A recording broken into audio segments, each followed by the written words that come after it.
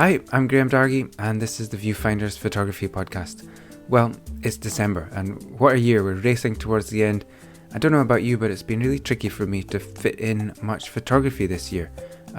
Just with the lockdowns, and I've had a few trips cancelled. I think I've had 5 or 6 photography trips cancelled, which is not, the biggest problem that people have faced this year, to be fair, but for my own development and, keeping things moving and just my own sanity, really, getting out and about there is really important for me. But so it's been tricky. But these last few weeks, there's been a little bit of work flowing in. So the other day I was on a farm photographing a farmer who's retiring. So I got a chance to do some portrait work there in location, and something I haven't done as much of lately. But I loved it. I loved being in the location, in amongst the cows, photographing this great guy, and got the flashes out and the softbox out, and you're balancing the ambient light with the flash, and you're trying to get the composition right. You're trying to get the right number of cows in the shot, and get the farmer, just comfortable and communicating and just getting everything just so. I loved it. So it was great being out and about doing some portraits the other day. Also this week I had a great conversation with a photographer based in Mozambique called Gregory Escande. Great photographer, you can find him on Instagram, and we're going to have a show, probably coming out in January or February, with Gregory talking about his amazing street photography. How about you? What have you been up to this week? Have you been able to get much photography done? I'd love to connect with you and see what you've been up to. So you can find me online at Instagram, Facebook and on YouTube. If you do that, drop me a line and let me know you found me through the podcast. If you've been enjoying the show these last few weeks, then why not share it with your photography friends, subscribe, and if you want to, leave a kind 5-star review. That really, really helps. Okay, on to today's episode. Today I'm talking with Osborne Macharia, an advertising photographer from Nairobi, Kenya. Osborne is one of the most creative photographers in the world, and if you're not familiar with his work, you've got to check it out. You've never seen anything like it. Osborne's clients include Disney, Apple, Coca-Cola, Pepsi, VW, Mercedes-Benz, Kenya Airways, Guinness, Samsung, Forbes magazine, the Oprah Winfrey Network, and many, many more. But it's Osborne's personal work that's gained the attention of people around the world, and he's been exhibited in South Africa, Brazil, Singapore, Italy, Switzerland, Bahrain, Ethiopia, Mali, Nigeria, and Dubai. Osborne's style, which he calls Afrofuturism, blends elements from the past, present and future to deal with topics like equality, representation and care for the elderly. That work has gained the coverage of CNN, BBC, Vogue, Marie Claire, Adobe, BuzzFeed and the Huffington Post. If that introduction got your interest, please go check out Osborne's work. I guarantee you've never seen anything like it. I spoke to Osborne back in 2018 for a podcast project I didn't get off the ground at the time, and I was really excited to revisit this conversation. Sorry for the sound quality, I'll apologise for that right now, but please stick with it, and you're going to hear the fascinating story of a humble, young photographer who's making waves around the world. Our conversation covers how Osborne comes up with his amazing ideas, changing perceptions of Africa, crafting his own path as an artist, as well as the stories behind some of his most creative projects. Please stay tuned, and I'm sure you're going to take loads away from this week's episode. So here's my conversation with Osborne Macharia. My name is Osborne Macharia. I'm a commercial photographer and digital artist based in Nairobi, Kenya. And I got into photography in 2010. And it was just by chance, because I was studying architecture that time. And I failed the unit, so I had to stay out for one academic year. And that's when I came across the work of photographer Joey Lawrence. And he just done a series in Ethiopia.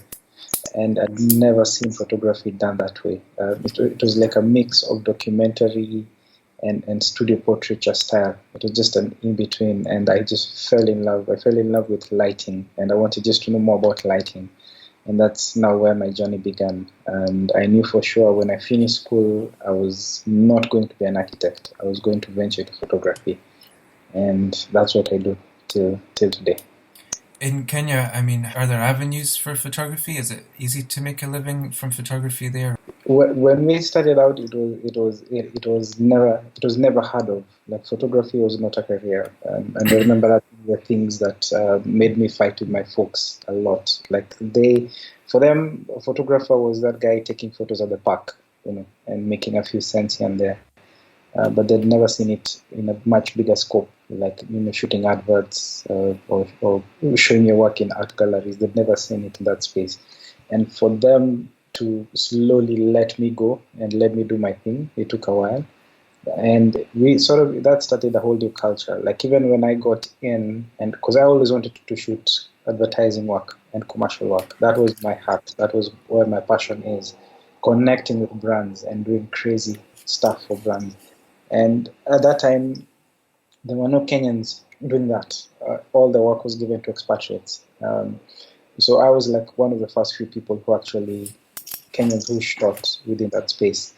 And now to see other doors opening for more Kenyans being, hired to do that, I think that was a good thing to see that whole new culture. How did that door open for you to start with then, with the advertising? Like, are there agencies in Nairobi? Yeah, one of the creative directors, the first creative director who hired me, was a mutual friend on Facebook. And, we used to chat. I went to see him once. He advised me on how to plug in into advertising. And I used to still do my own personal work until one day he got a brief from Safaricom, which is the biggest provider, network provider. And he told me there's a new brief. No Kenyan has shot this before. I want us to do it together and make sure we do it well. And when we did it, like I remember, we put our heart and soul into it, and the results were amazing. Client loved it. Actually, client said, "This is the standard. We are not going anything lower than this." Okay. And that now opened other doors within the agency, which was Canada. And so other creative directors and other directors began hiring me within the same organization, and that's how it opened doors. And this was back in 2013, and it's that same year that I actually got to do my first international gig, which was for Guinness, all the way from London. And I think that now gave me something to live for. Like I was like, this is the path that I want to take. Mm-hmm. And that was my door to the international world when it comes to photography. The Safaricom job, I'm just looking to my screen on the side, is it the Nikona Safaricom Live 2013? Yes, that was it. Is that one with the helicopter and the plane? Yeah. So did you shoot that? I said I didn't want to really go technical, but did you shoot that on top of the is it KC? No. Actually, we were supposed to do that, but the client didn't have enough budget, so we used stock images. So we shot the characters in studio, then comped them to the space. You were going that way from the very beginning with the compositing? With compositing. Actually, that's one of the reasons why I was hired, because even my personal projects were more of compositing. Okay. So that's actually one of the reasons that I got the Safaricom job. I was just hesitating there because I was almost saying, were you on top of the KCC? But I know it's the KICC, but I know that's a completely different thing, KCC. Yeah. So you were shooting the compositing stuff from the start. I was interested to know, getting camera gear in Kenya must be quite expensive, right? Yes, it is. How did you get around that, or you just worked hard and got the stuff? No. I've actually never bought anything in Kenya. So initially, to rely on friends who are coming into the country, and I would send friends, get me a lens, get me a camera. But now the stuff began to get quite heavy. Now you need bigger lights, and so the easiest place to get them was the UK, and have them shipped over. It will take like 2 weeks, but I'd get my gear, and that's how I've been doing it. Whenever I travel, if I can get a piece of equipment that's portable that I can come with, then I just come with it. So I was going to ask you about, breakthrough moments, and it seems like that first job really broke it for you with Safaricom. And did you feel very lucky to have that as your first kind of thing? Oh, definitely. Like the response we got was amazing, and that was like my first commercial job that actually that went to print, so I could see it on billboards. It went into buses. It's like your work just spread all across the city. I think that was just an amazing feeling for something that you put a lot into, and to see it now, come to life. I think that was amazing for me. It must have given you a lot of confidence. Definitely. Yeah, that's good. You met the guy who was a mutual friend. What was the work that you showed him that really opened the door for him? I think it must have been a couple of projects that I used to do. My own personal projects. They were called Shujaa Misuli, which is Muscle Warriors in Kiswahili. Okay. And I remember it was just my own. I did like 3 portraits of different artists, sportsmen. Then one day I got a gig from a magazine that was coming into the country. It was called Kenya Yetu. It was by the same publishers of Msafiri, the KQ in-flight magazine. Okay. And the first publication was just before Kenya went to the Olympics. I think this must have been in 2013 or 2012. 12, maybe? 12. And it also gave me access to like a number of other athletes. So within that series, I had a huge body of work, and all of them were compositing. And so I think that must have been one of the reasons why he gave me that job, because I had a whole project that I'd done on my own that was quite solid. It looked like commercial work, because if you take those photos and put a logo on it, a brand on it, it will fly, easily fly. And I think probably that was one of the reasons why he saw that. Just that initiative to do your own work and to craft your own style. I think that is one of the things that gave me a huge advantage. And it's also the same philosophy that I teach whenever I'm asked by upcoming photographers, how do you make it in this field? And I always preach, you need to shoot your own personal work that defines your style. Very few people listen to me when I say that, but it's the same message I'll keep on preaching. It's what got me to where I am right now, and I think that's the same strategy that people should be able to use to get to where they are. Why do you think people don't do that? Is it they're just lazy? Because I mean, anyone who's made it in photography will say that about personal work, and it's been my experience as well. And you need to make something happen before something will happen, right? I think, and you at least need to show people what you can do. Exactly. But do you think people are they're reluctant to do that, or they don't know how to pull it together, or what do you think? It could be a combination of both. That people think saying it is easier than getting it done.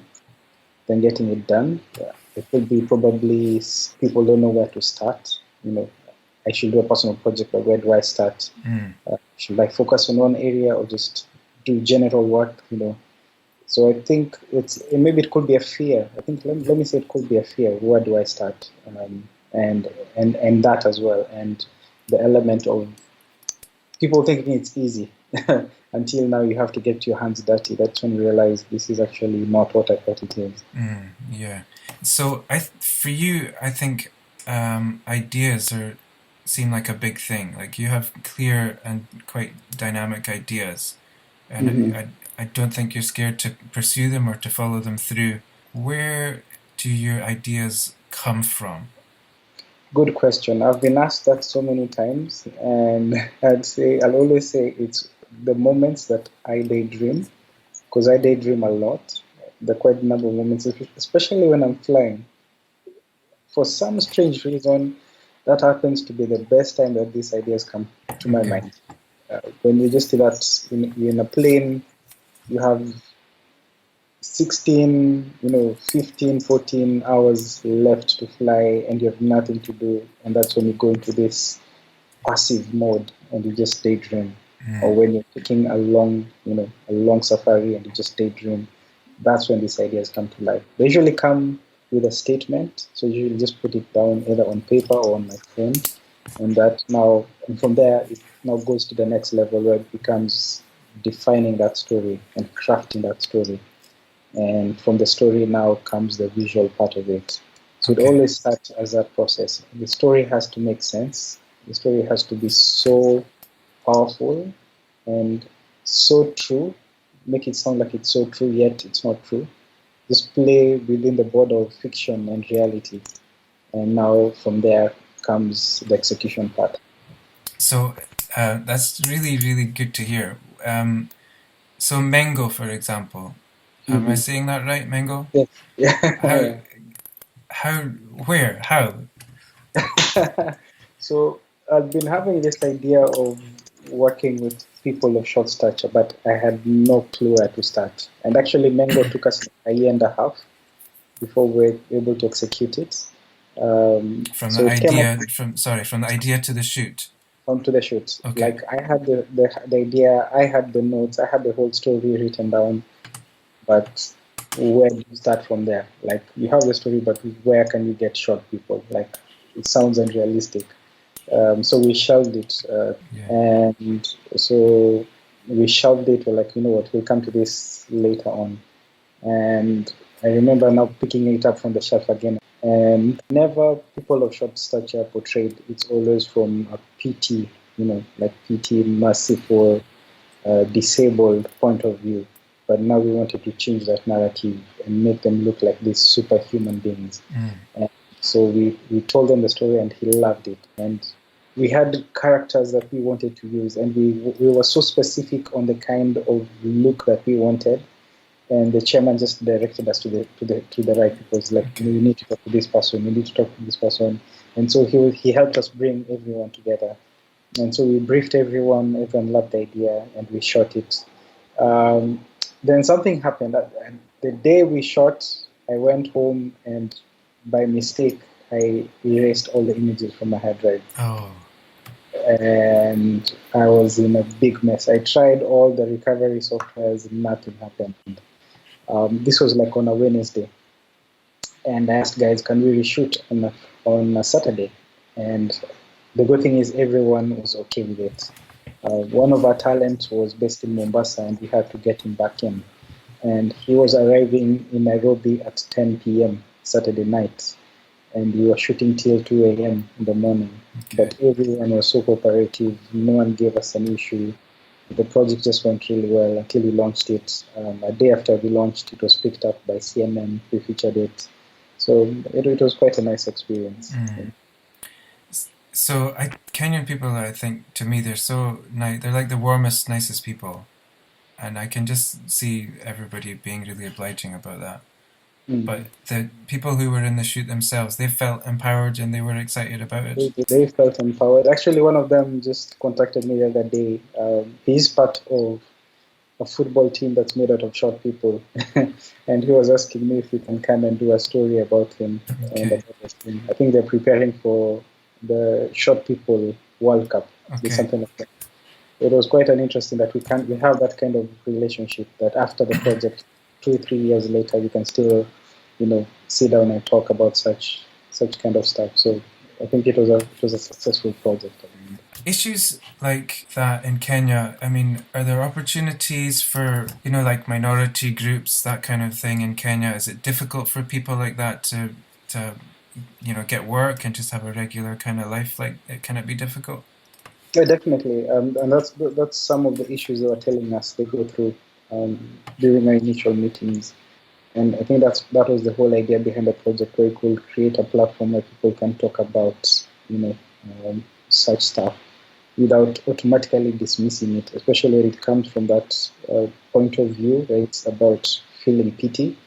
People usually just form a barrier immediately. But when you make it more entertaining and captivating, I think it creates that, that path for the conversation to go on.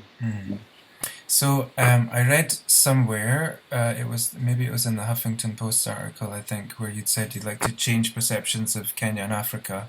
What do you feel that the current perceptions are, and versus how you think you can change it? I think the same. The perception we have has sort of been the same that we've always had for years, where Africa is a place full of poverty, disease, conflict, all these issues. And I also have this conversation with other artists that for most people, in order to get like grant to do a project, your project has to tackle issues such as HIV or waters, and the same old cliche. Why can't we just do art because it's fun? We want to create a fun project. Why does it always have to talk about issues? And I think the more issues we talk about, the more we look like that we're in need and we're in problems. And yet there's a whole culture happening where people just want to show themselves in the most beautiful way possible. And I think that's the new breed of artists that you're having. People who just want to express themselves in the most fantastic way possible. So that's the reason why I do what I do, in order to change that stereotype into something that's more positive. Art is a form of rebellion. Like, especially when it comes to things like politics, we feel so helpless, especially young people. Like, you see the looting that's happening, like you feel so helpless, there's nothing you can do. But the only way you can express that frustration is through your art, And that's like an escape mechanism. It's through the art. So it's like art is a language of rebellion. That's your superpower. And I think that made a lot of sense when we did a campaign last year for Absolute Vodka, where they selected 5 revolutionaries within the continent. And I was fortunate enough to be one of the 5. And it was all about creativity is our superhero. And that's the only power we have.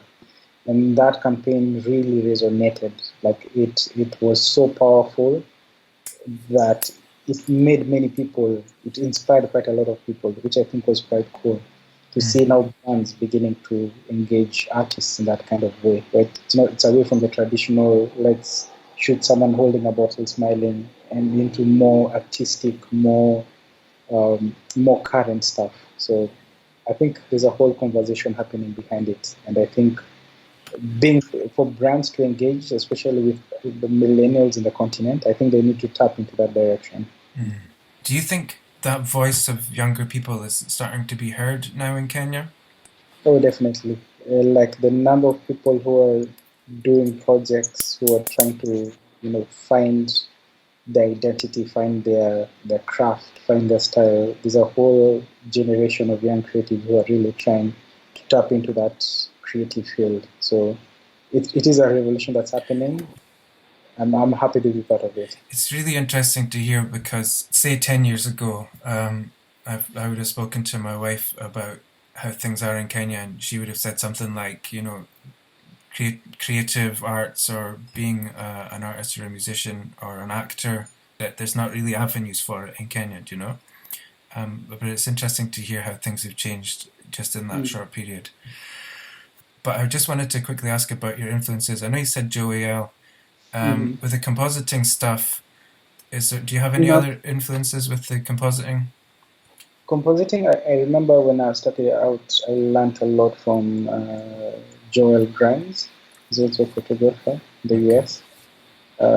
Nowadays, it keeps changing. Like the more I discover, the more I keep evolving, the more I discover people that my work resonates with, or I feel like I really like their work. One of them is Carlos Serrao. He's a sports photographer and commercial photographer in the US. The guys like Marcus Ericsson, he's Swedish, sometimes based in Vancouver. The style, like just the treatment, the lighting, feel it, if I can say so. So definitely my list keeps changing depending on what point in my career I am. Yeah. I just wanted to ask you about a couple of projects that there's so many things you could talk about, but I've picked a couple to talk about. And I was wondering about the Queen Sugar project. Okay. It's a TV show, right? It's a TV show, yes. And the thing that catches my eye is that it's linked to Oprah Winfrey. Yeah. Nice. I was wondering how that door opened for you. There's a director, I don't know if you know her. She's called Eva DuVernay.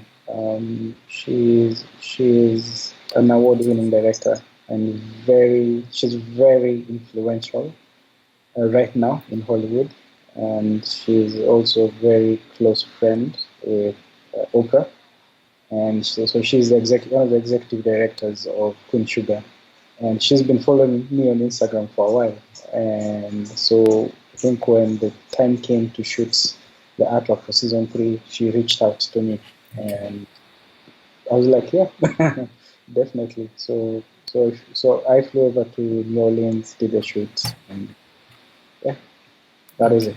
That was it. Sounds pretty cool. So they flew you over there. You must have had to hire a load of gear, hire a studio maybe. Oh yeah, that was the good thing. They had a producer on set who did that, all of that. Like that was quite a huge budget shoot. Just even the way, the interesting part is that sort of respect and appreciation you get when you're outside your country. Like the treatment I got was like world class treatment. Okay.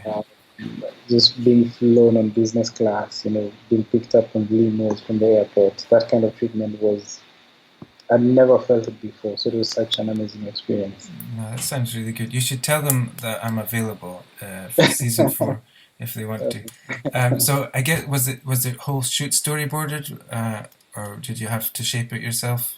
No, it was already storyboarded by an agency they use called Ignition. Everything was already detailed, so my work was just to come, shoot, and deliver. Okay. And so did you do the compositing, or did they have their own artwork people? The agency did a bit of it, and then they sent me just for like the final approval process because our timelines were quite short. And once everything was done, I did my own bit, just a small bit into it. Then they released the final artwork. Okay, it sounds like if you're handed a storyboard, it sounds like it makes it a bit easier. It makes it easier, definitely. Well, that's it. So you didn't get to meet Oprah?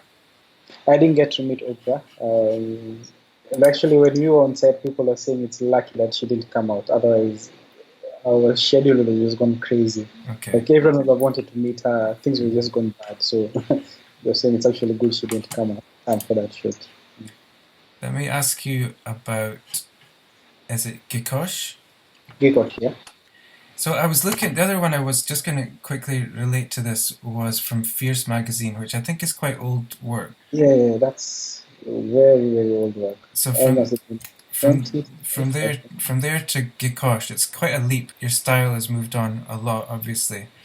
But you can still feel that it was you that shot them both. Is it as much of a leap as it looks like, or have you learned a lot between then and now? Like, as that time, I wasn't into the whole Afrofuturism and storytelling, side. I was just about shooting good work, just making sure my images are well lit, looking good.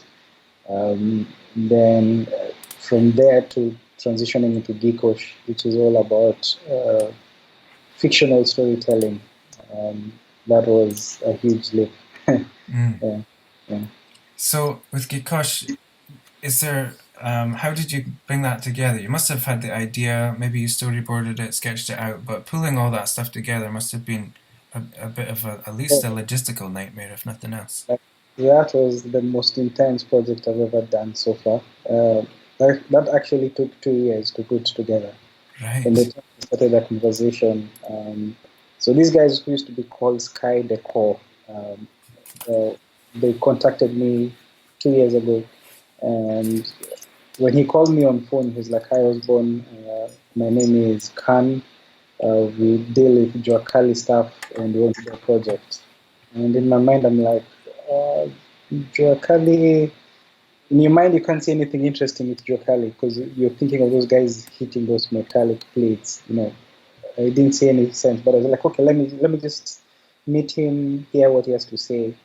And when he opened his portfolio, he showed me the furniture. And it was like, we actually travel around the country, we buy planes, and we convert them into furniture art. And I was like, I am interested in doing this.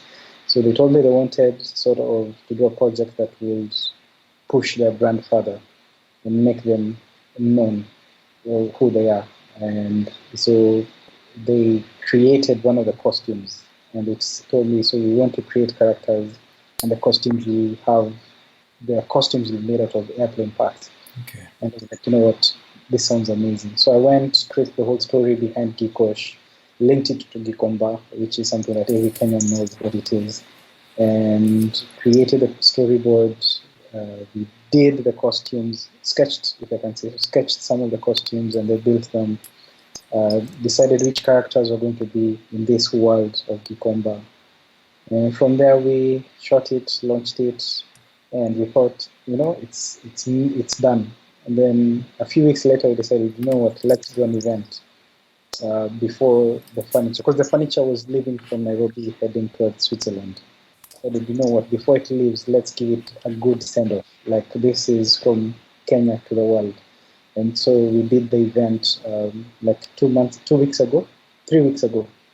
And the event as well was crazy.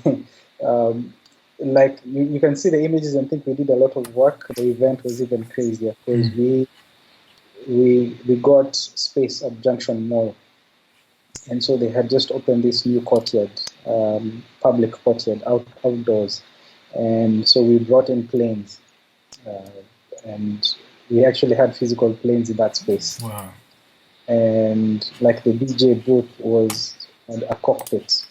So the DJ was playing music from an actual cockpit. We brought the characters to life. So we brought those characters into the space and people could be able to interact with them and get to shoot with them. Just getting something that's 2D and bringing it into a 3D space. The DJ, we designed for him a custom, uniform as a captain. Imagine what a captain's uniform would look like in that world. We had cabin crew and we designed uniform for them. Imagine how it would look if it was in that world. We had a plane where people could come and sign their names, And by the time it was a 2-night event, and by the time the event was done, the whole plane, there was no space left for him to sign. We had a VR center where we built now this geekish world. How would it look like in 3D? And we created a whole world, and people, could see the characters in that space. So we just had a lot going on within that event. I think over those 2 weekends, we had a whole 4,000 people plus get into that space, which was quite amazing. And that's what we want to do with our experiences. We just don't want to make, if we are doing exhibitions for our work, we just don't want it to be the traditional kind of exhibition. Someone put it very well. It's like we're decolonizing the African art spaces, moving away from the white walls and into experiences. And one of the things that I am keen about is not charging for all our experiences. We've had free and we haven't charged at all. We want to create to educate the next generation of creatives. I think charging sometimes has been a barrier. Like I remember getting emails from people and telling me, Osborne, we just want to say thank you that you made it free. I'm a student in the university and I couldn't afford. If you were charging, I couldn't have afforded to come. And just creating a whole generation of people who are exposed to art. You can see this thing is possible. You can be able to create such kind of experiences. And that's what we want to drive. And even for the people who are coming, we just told them it's free, but the only thing you need to do is download a boarding pass. So we created a whole boarding pass that actually looks like an airline boarding pass. When you'd come and reach the event, you'd be stamped, and that's the only thing you needed to enter. So creating that kind of interaction where people could feel like they're part of something. And that's the kind of events that we want to do as we move along. It must have been your idea. You have big ideas, and they're quite unusual, right? Outside of the box of what most people would think of. But in this case, you have a client coming to you who sort of matched your level of thinking. That must have been just a relief or a joy for you to have a client come along who just wants to empower you in that way to do the thing that you do. Actually, I cannot even call them clients. They're like just a group of artists, doing the exact same thing we are doing. So it was more of a collaboration. Okay. There's no one paying you, there's no one paying to do the work. Okay. It was like, Osborne, you're an artist, we are artists, how can we come together? Okay. And so actually at the end of the day, Geekosh they ended up rebranding. No, they're called Geekosh. That's their brand. The furniture. The furniture company. Okay. Yeah. So now they're called Geekosh. And so Gikomba is a market in Nairobi. In Nairobi, it's a second-hand market. It's like the biggest thrift market in Kenya. And And so they have a section called the Jua Kali section, and it's where they repurpose or remake home utensils, suitcases out of scrap metal. Okay. So that's just a section in the market for reclaimed metals that they'll repurpose into other things. Yeah. Okay. Yeah. So like most Kenyans who went to public high school, we went with suitcases bought from, because that's the only place you can get them, from the Jua section of the Gikomba market. Okay. So, and even if you Google Gikomba market, you'd see Jua Kali, you'd see like they have these mountains of tin trunks and cookware that they've built. But now we went with the idea that what if that was just a camouflage, and under those piles was a workshop? How will this workshop look like? Who will be the people operating in this workshop? And that's how we created that world of Kikosh. It's amazing. It's amazing to be able to just have the idea. Well, you've had a nugget of an idea and just fleshed it out completely, and then pull it together, and then shoot it so immaculately and put it all together. It's really, it's impressive. Really, congratulations. That's so good. I can't describe this for listeners. They have to see it. It's impossible to say what's happening. But yeah, I noticed that you photographed the First Lady of Kenya. That was actually for Forbes magazine. So I used to shoot for Forbes Africa. I think from 2011 to 2013, I think, or 14. Yeah, till 2014. So whenever they had a story in Kenya, I used to be the photographer. Okay. And one of the stories was about Margaret Kenyatta and how she was, preparing for the Olympics, and that's how I ended up photographing her. She was preparing to do the marathon. The London Marathon. Oh, she ran right. Okay. That it was so crazy. I think the people around her just made it so hard, because I think we only shot her for like 4 minutes. Oh, okay. It was unbelievably crazy. Because she was easy. She was okay. She seems like a really nice lady. Yeah, but it's, the people who surrounded were like time, security, so everything just went chaotic. But within those 4 minutes, I think we were able to I just needed a good shot, which I was able to get, and then composited her in that background. Okay. Yeah, because I didn't shoot her in that background. So we shot the background on one day when the weather was quite good. We had a good view of Mount Kenya at the back. Then shot her on a different day within the State House compound. And then put them all together. Yeah, she was totally cool. Like I was shooting her, and she was like, "What more do you need me to do?" She was quite cool. Okay. So, that's a good one for the portfolio, anyway. Yeah. Let me ask you about one more project, which is Kabangu, because the pictures are so vivid, and the guys have such attitude, and personality. It's amazing. Tell us about where that one came from and how you put that together. Kabangu began with a conversation I had with the hairstylist that I normally use. He's called Richard, and he wanted to do a couple of projects for himself that were just based on hair. And so he wanted to do like a series of 10, and the first one that he wanted to do was based on geometrical shapes. I just had that in my mind, geometrical shapes, that's it. Then again, as I always say, I was offline, and somewhere mid-air, the idea came of why, if we were to shoot people with hair that's sort of geometrical shaped, what if we used all guys, and what would be the story? And so we cracked the story of Kabangu. And by the time we were landing, I had the whole project set out. Okay. So we came back to Kenya, scouted. For us, it was just a normal project. We didn't know it would be that big. So we shot it, released it, as always, online. And a few days later, it was actually reposted by a couple of hip-hop artists, from Snoop Dogg to Mos Def. I think there were like 5 of them, through Jamie Foxx as well, who reposted it on social media. And it was amazing. It was an amazing experience. That's incredible. So how did it feel when you saw that starting to be shared and to really blow up like that? It's an amazing feeling. Like you definitely know you want to keep on creating such kind of work. Do you think, I mean, can you see going forward doors opening into that kind of American culture side of things? If those guys like Snoop Dogg, or if you're on their radar, do you think that can open doors in that world for you? I hope it does. I hope it does.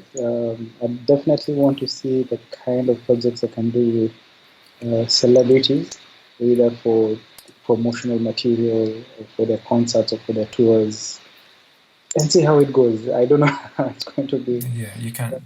If the door comes knocking, why not? Yes. It seems like everything has opened up for you well, and everything sounds like it's gone really well. But I was wondering, there must have been some struggles or hard moments along your journey. What's been maybe one of the hard moments that have you ever thought maybe this isn't for you, or you've had any kind of knock where you just thought, geez, this is really, really hard? Um, that was especially in the beginning. Um, when I started out, when I felt like I was trying to get into a path that no one had followed before. Like couldn't knock on someone else's, like especially a Kenyan, and just approach them and ask them, "You follow this path. What do I do?" I felt like I was all alone crafting a path on my own, and especially with the kind of work that I wanted to do, which was international kind of work. And I remember things were thick. I remember I was engaged at that time to a different lady that is, and she told me, she's like, you know what, I don't think this thing can work. So we had to separate, we had to go on with, like, everyone sort of thought that I was crazy. How can you leave architecture, which is such a prestigious career, to follow photography? What is photography? You know? And I stuck to it. I kept at it until the door started knocking. Um, Nowadays, I'm in that space where actually parents approach me and they're like, my son or my daughter says they want to do photography. Can you please advise me on what to do? Which are the schools to go to?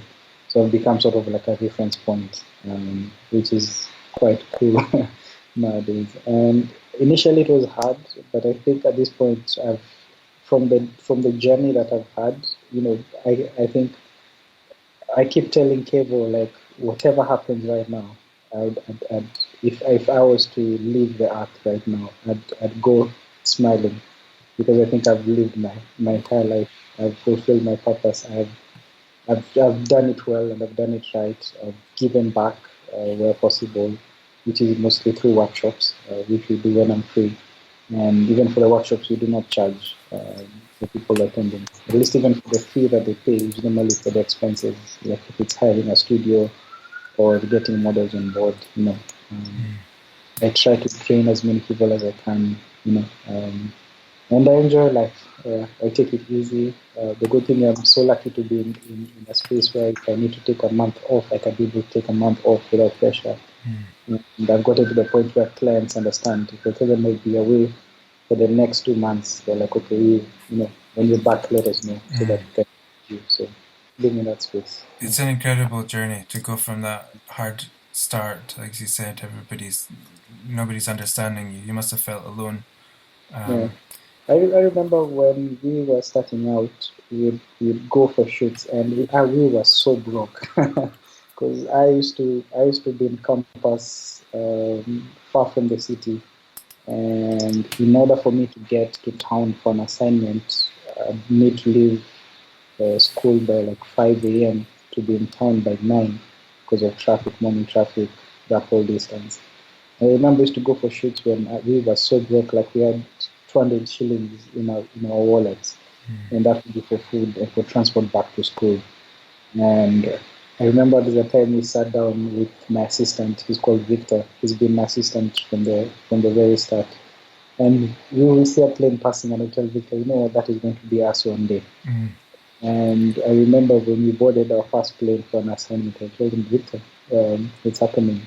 And we've been many trips ever since that, just flying around. So it's nice to have that dream and stick to it. You know where you want to go, and no matter what, just stick to it. Keep working on the craft. But the conviction to just keep driving on was just when you felt that you'd found that photography was the thing for you. It was yeah. And small cues that will make me, continue going on. Like working for, I think one of the first big publications I worked for was for Forbes Africa, getting to shoot for Forbes. So that gives you motivation to keep on going. Then you get like the Guinness stuff, gives you another motivation to keep going. Another door opens, it keeps you going, especially when you feel like this is too much and you want to give up. Well, I'm glad you kept going. You must be glad as well. It's hard sometimes to keep going though. I've been there. So on that note, keeping going, we'll just kind of bring this almost to a close. Where do you see yourself in, say, 5 years? Do you have like a vision for going forward, or it's hard to say? It's so hard to say. Like I never imagined myself being here 3 years ago, or 4 years ago. I never thought I'd be here doing the kind of work I'm doing. I never thought I'd do that. Even this year, like the doors that have opened, being the first Kenyan ever to be selected to be jury at Cannes, the festival, that was huge. I never saw it coming. So honestly, I have no idea how the next 5 years are going to be. I'm just with the flow. But what I'd want more is to connect with brands in the continent, whereby a brand approaches you and tells you this is the idea, can you execute it? And you bring in your whole vision to life using a brand. I think that's what I really want to do. I was just, to circle back, one thing I had a thought earlier that I didn't pick up on, because you've got the architectural background, it's all about planning and seeing the end from the beginning, right? And ideas. And I think you seem to go about your work, photography work, in the same kind of way. Would you say there's transferable things that you learned from architecture that you apply in your work? Definitely. One was the ethics, the work ethic, as you said, seeing a project from start to finish, planning, conceptualizing, not taking things for chances. I think for me, pre-production takes like 60% of the entire process. And photography is like 20%, and post-production is like another 20%. But majority of the work goes into the pre-production, just making sure every detail is talked about, is looked into. So definitely, I think I got that. And even working the crazy long hours, which we did in architecture school, I think just transferring that into now what I do. That was, I think, I studied architecture for 8 years. A 6-year course took me 8 years because I had to stay out with it. But I think going through those 8 years were not a waste of time. I believe it taught me to be who I am today. Do you think people misunderstand what creativity is? Because I think sometimes people just think you come up with something in a moment with the camera in your hand. But for this kind of work with compositing, I've done some myself. You're really doing all the idea work at the front end before the camera is picked up, right? Exactly. Yeah. And that's the thing we've been fighting, where there's this tendency, especially for advertising work that's being done in Kenya, where clients brief you today, expect you to be shooting tomorrow. Yeah. And I think that's one thing that I've stayed away from. Like if you're that kind of client, definitely won't work with you, because it's also your brand and your reputation at the end of the day that's been compromised. And even for brands who are approaching us to collaborate, we're like, you know what, we are grateful that you've approached us, but there's a way we work and there's a way we do things. If you want a certain kind of quality, you have to respect the process. And that's become our motto, that you have to respect the process. And I think the serious brands that want to be associated with you and want to do good work will respect the process. And the ones, and it's like a sieving mechanism. You'll know the serious ones from the fake ones. What's the one thing you've learned on your photography journey? If there's one thing that you've right, this I know now because of my photography journey. What I just said, respect the process. That has been my slogan, and I think it will be for quite a while. You just have to respect the process. Good. Can you name for me another photographer you're excited about just now? Marcus Ericsson. His work right now is amazing. I look at his work quite often for inspiration, and I think I really like what he's doing. Osborne, I'll leave it there. We're almost an hour, so thank you so much. Thank you. Asante sana. You're welcome, Johan. Thanks for listening, and again, sorry for the audio quality there, but I hope you enjoyed that insight into the work of such a unique and creative photographer. Follow Osborne on Instagram and check out his website to see some of the projects we spoke about today. The links are in the show notes. I'd love to connect with you, and you can find me on social media and at the Viewfinders webpage where you can get my free ebook. If you enjoy the podcast, please subscribe and leave a 5-star review. That's the best way you can help the show reach more people. And if you're a new listener, why not check out some more episodes? That's it for now. Enjoy your photography. Be kind. I'll see you out there.